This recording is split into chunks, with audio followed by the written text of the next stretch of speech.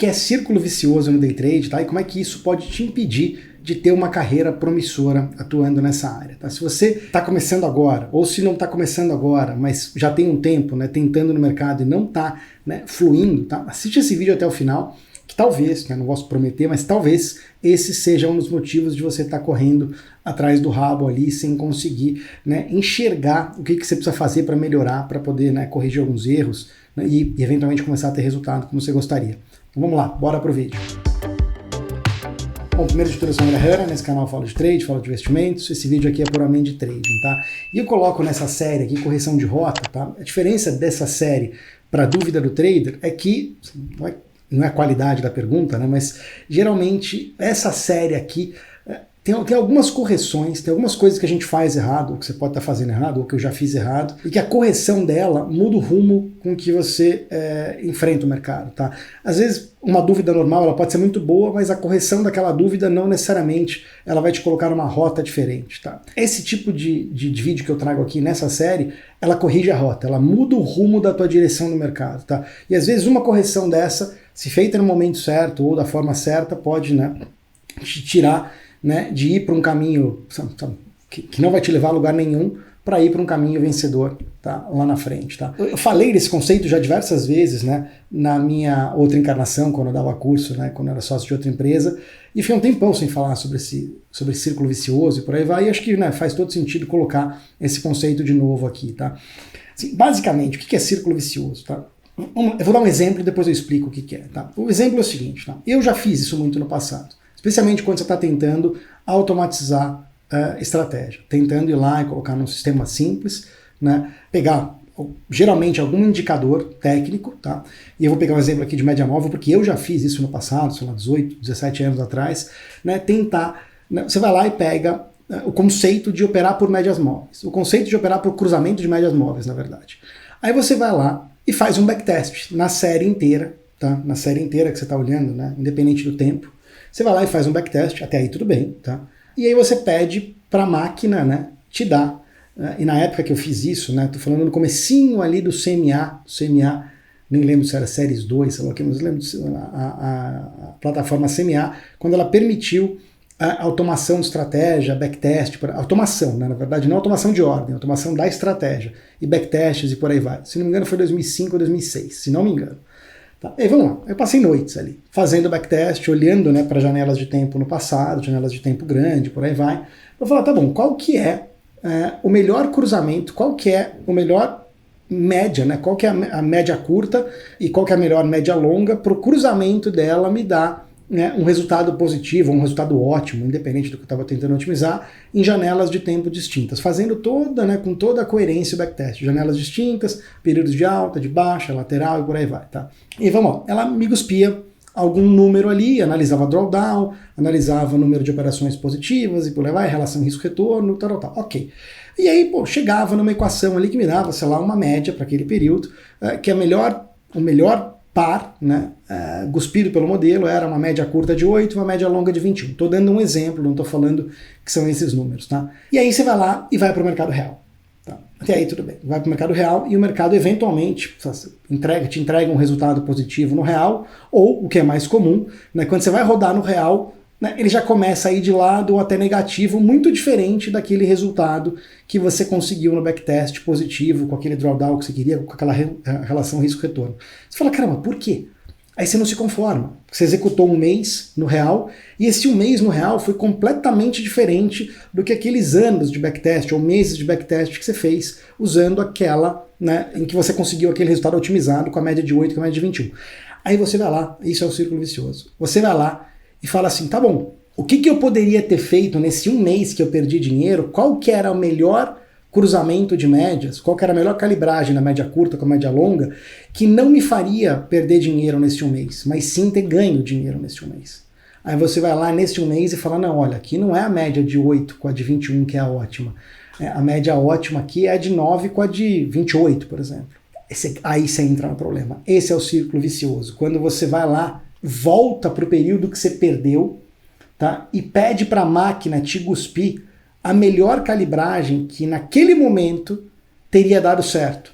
Tá? Mas nesse momento você desconsidera todo o passado, todo o estudo histórico, e você fala, cara, eu perdi dinheiro naquele mês que eu executei no real, ou seja, fora da amostra, chama dentro e fora da amostra, tá? Você fez a otimização totalmente dentro da amostra, com dados que você conhecia. Tá? Quando você roda fora da amostra, ou seja, com dados futuros, dados que você não conhece, aquilo vai lá e perde dinheiro, tá? Eventualmente, na maior parte das vezes acontece isso. E aí quando você vai lá, tá? E esses 30 dias que eram fora da amostra, que você rodou no mercado real, eles viram dentro da amostra de novo. E aí você vai lá e fala, tá bom, sistema, com a mesma fórmula, com a mesma abordagem, com o mesmo óculos de cruzamento de média, qual que é a melhor calibragem agora, nesse um mês que eu perdi dinheiro? Ah, não é mais 8,21, agora é 9,28, por exemplo. E isso não tem fim. Isso não tem fim. Isso por isso que é um círculo vicioso, é um círculo que vicia. Você vai lá, né, otimiza aquele período, põe para rodar fora da amostra é com o mercado, com dados que você não conhece, com o mercado real. Ele vai lá, em algum momento ele perde, quando ele perde você vai lá e fala, não, peraí, eu tenho dado que, né, o modelo você não muda, a fórmula, vamos dizer, a fórmula, o óculos de abordar o mercado você não muda, você vai lá simplesmente e vai mudando calibragem, e sempre de maneira póstuma, sempre depois que você perde. Tá? Sempre, né, perdendo fora da amostra e indo dentro da amostra com dados conhecidos e mandando a máquina otimizar. E aí, óbvio, isso pode ser piorado, já falei em outros vídeos aqui também, com você misturar camadas, né? Aí você fala, não, tá bom, eu não vou só otimizar, mandar o sistema otimizar, recalibrar naquele período que eu teria perdido para ver qual a calibragem que eu teria ganho naquele período. Mas eu posso colocar filtros. Aí você começa a adicionar filtros e camadas que não necessariamente têm a ver com aquela oportunidade que você está querendo tirar do mercado. Aliás, eu vou colocar um vídeo que eu falo sobre isso aqui, que ele é mais profundo, sobre adicionar esse problema de ficar adicionando camadas no trade. Tá? Vou deixar na descrição aqui embaixo. Então, qual é o problema? Tá? Como é que você quebra? Vamos lá, o que é o ciclo vicioso, na verdade? É você adicionar, né, olhar para variáveis que não têm causa e efeito com preço, tá? E querer manipular essas variáveis pressupondo que elas explicam preço. Porque, vamos lá, matematicamente, você vai conseguir isso. Pode ser o que você quiser, pode ser qualquer fórmula esdrúxula que você crie, né? Em algum momento, dentro do passado, dentro da amostra, se você manipular aquilo matematicamente, pedir para um computador te falar, olha, qual que é a calibragem dessa fórmula que eu inventei aqui para me entregar um resultado positivo dentro do período da amostra, ele vai entregar. Matematicamente, na maior parte das vezes ele vai entregar. O grande problema é que o mercado vai se comportando, dando choques distintos, contextos distintos, posição técnica do mercado para frente é distinta, ele se comporta com volatilidade distinta, muda tudo. O mercado é um ser dinâmico que vai mudando. Então, aquela abordagem que deu certo, provavelmente por sorte ou por coincidência matemática no passado, não necessariamente é a mesma fórmula que vai capturar o futuro. A questão aqui não é isso, a questão é que a fórmula, muitas vezes, que está disponível, seja uma fórmula de cruzamento de médias, ou qualquer várias outras, um MACD, sei lá o que, né, que é uma variação disso. Para mim, na minha concepção, não é uma coisa que tem relação de causa e efeito com preço. Por que não? Porque para você ter uma média curta, você precisa, sei lá, de 8 períodos. Tá? Se você está olhando um gráfico de diário, por exemplo, você precisa de 8 dias para poder ter uma média curta. Tá? E a média longa, 21 dias. Você precisa de 21 dias para ter uma média curta. O que você está pressupondo aí é que nesses 8 dias e nesses 21 dias tem a informação possível ou provável para explicar preço corrente ou futuro. E no meu conhecimento de mercado, o que vai acontecer no futuro não está dentro dos 8 dias. Você pode falar que tem um operacional de momento, né, que é de continuidade, que, um pouco do que vai acontecer para frente está nos dados presentes. Sim, tá? O trading de momento ele tem essa... Mas quanto mais você diminui a frequência, né, quando você vem para um intraday, operar momento, né, nessa concepção da literatura de momento, assim, não é tão trivial, tá? Aonde foi a minha quebra lá no passado de falar, não, cara, esquece tudo que eu aprendi, tudo, todas essas fórmulas e por aí vai, E como é que eu saio de uma vez desse ciclo vicioso? Eu tenho que olhar só para o que tem causa e efeito com preço. Só. Eu não olho mais... tem gente que pergunta se olha isso, olha aquilo. Eu não olho mais nada da maior parte das coisas. Eu só dou importância, tá, porque eu consigo imputar uma relação de causa e efeito com preço. E aí tem várias formas, tem vários fatores de causa e efeito com preço. A primeira delas e mais básica delas é a modelagem. Tá? Como é que explica aquele ativo que você está operando? Qual que é a conta, né, matemática, qual que é o modelo que melhor explica aquele ativo? Tá? Em ações, modelo de fluxo de caixa descontado, no índice, uma variação desse modelo, no dólar, tá? Um pouco diferente, tá? Termos de troca, juros, é um outro tipo de modelagem, por aí vai. Essa é a primeira coisa. Tá? Você olhar para essas variáveis que você consegue imputar uma conta minimamente que seja. Essa conta erra bastante, tá? Mas tem uma conta ali por trás, existe uma fundamentação lógica. Não é um backtesting que você manda uma máquina te falar, olha, eu abordo o mercado através desse óculos de média, me dá a melhor calibragem. Não é esse tipo de abordagem, tá? Não é esse tipo de abordagem. E tem várias outras. Fluxo de ordens, para mim, durante anos, foi e ainda é parcialmente uma variável com relação de causa e efeito com preço. Uma causa e efeito contemporânea. Tá? O que é contemporâneo? Contemporâneo é quando você tem uma agressão, ou seja, um acumulado da agressão, que é aquela variável que eu fiz, aquela fórmula que eu fiz na Nelógica, tá? Eu tinha uma planilha antes que atualizava desde 2007 pela Bloomberg, tá? E aí joguei isso para a Nelógica naquele indicador que chama acumulado na agressão.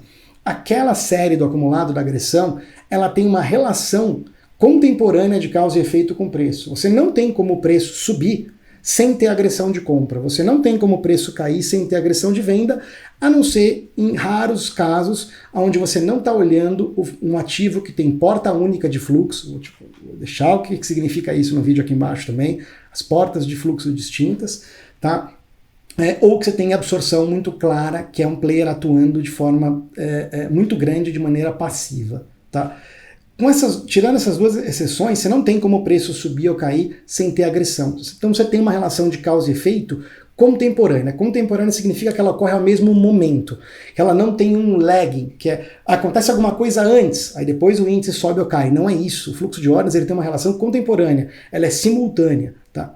Mas assim, um negócio difícil para explicar isso, mas é uma forma de você olhar para a variável que tem causa e efeito, tá? Com preço. Outra, tá? As variações, né, tudo que eu olho em termos de algoritmo low frequency, tá? Eu não invento, eu não tenho como calibrar o algoritmo. Eu estou olhando a calibragem que o cara pôs. Ou seja, a taxa de participação que eu olho, X%, ou X lotes por minuto, ou X% de participação no mercado, é o que ele tá. Eu não estou calibrando. Eu não tenho como manipular o dado. E se eu começar a querer isso, manipular o dado, aí eu posso estar caindo no círculo vicioso mesmo olhando para variáveis de causa e efeito. Mas eu não estou manipulando o dado. Aquela taxa de participação é aquela. Eu estou olhando para algo real, concreto. Eu estou olhando para algo que, inclusive, o cara que ligou aquele algoritmo, o institucional que está ligando aquele algoritmo para executar, ele está participando com aquela taxa muito próximo dela. Ou seja, eu estou tentando enxergar o que ele está fazendo. Eu não estou tentando ver qual que é a melhor calibragem da participação. Não, eu estou lendo o que ele está fazendo. Tá? Quando eu olho também, né, em termos de pote da pessoa física, né, que eu falo de operar contra o varejo, por aí vai, eu não estou manipulando aquele dado. Eu chego no dado e eu tenho um número. Tá? Eu chego no número de pote. E aquele pote está cheio, está muito cheio, está semi-cheio, extrapolou o pote, às vezes acontece. Mas assim, eu estou olhando um número, eu estou olhando uma referência. Tá? Eu não estou manipulando demais aquele dado. Tá? É diferente. Né? Então eu estou olhando para algo que de fato, né, tem uma relação de causa e efeito com preço. Aqui eu não expliquei, né, a relação de causa e efeito com preço do pote da pessoa física com preço, mas tem ali, né, eu já deixei em outros vídeos falando o que é a posição técnica do mercado e como é que isso pode te ajudar como trader. Tá aqui embaixo na descrição também para você dar uma olhada depois. Tá? Então assim, para mim, como quebrar isso é você só olhar variáveis que têm causa e efeito. Tá? Porque vai te forçar, não significa então que você não pode reaprender com o passado, não tem nada a ver. Mas o que você vai parar é quebrar o exercício de olhar para o passado com a tua fórmula que você quer que dê certo, ou que você acha que dá certo, ou que você aprendeu que dá certo e continua replicando isso, e fazer o mercado te entregar um resultado positivo manipulando essa fórmula com calibragem. você quebra isso pensando, essa fórmula explica preço? Explica em termos econométricos, em termos de causa e efeito? Ou não? Ou ele simplesmente é uma derivação do preço, a média é uma derivação passada do preço, e que, putz, é uma referência, mas ela não explica preço futuro, na minha concepção. E, de novo, não significa que não possa dar dinheiro por um tempo. Você operar cruzamento de média pode dar dinheiro por um tempo. Qualquer coisa vai dar dinheiro por um tempo. A grande questão é se isso vai sobreviver ao longo dos ciclos e das fases do mercado. Esse é o grande ponto. E mais, né? Você fala, André, qual que é a diferença então? De, putz, se tudo vai dar dinheiro e tudo vai mudar, né? Mesmo variáveis com causa e efeito, sem causa e efeito, vão ter oscilações, épocas que vão dar mais ou que vão dar menos. Qual que é a diferença então? Se até olhar fórmula porcaria vai dar dinheiro por um tempo. A diferença é que na hora que para de funcionar, ou que diminui, que você fica dando murro em ponta de faca, e que você diminui a probabilidade de funcionar o que você está fazendo, quando você entende o que você está fazendo, quando tem lógica o que você está fazendo, quando tem causa e efeito o que você está fazendo, você entende o que você está errando. Entende o que você está errando e te dá margem para, opa, você sabe, fala, não, cara, o mercado não está, essa oportunidade que eu estou querendo tirar do mercado não está tendo mais. Vou tirar o pé desse tipo de trade.